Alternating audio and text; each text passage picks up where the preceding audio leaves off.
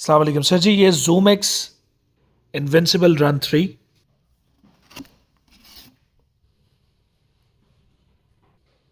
Sir ji, इस article ने टक्कर दे दी है अल्ट्रा बूस्ट को, बल्कि मैंने इसको पहन के रात को ही चेक किया है, और मेरे पर्सनल रिव्यूज़ के मुताबिक ये बीट कर गया अल्ट्रा बूस्ट को।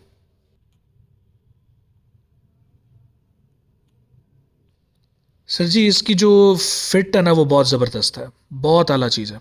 आई मीन वाकई में इसने मुझे इम्प्रेस किया। इसकी प्राइस आपको मिलेगी 33,500 होलसेल। आप उतनी देर इसके दोनों जो अदर कलर्स हैं ना वो भी अनबॉक्स करके दिखाएं।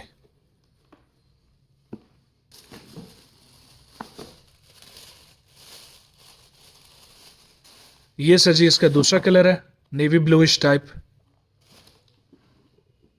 सर जी बहुत लेविश चीज़ है, बहुत ही लेविश चीज़ है। कि डिटेलिंग आप चेक कीजिएगा ज़रा।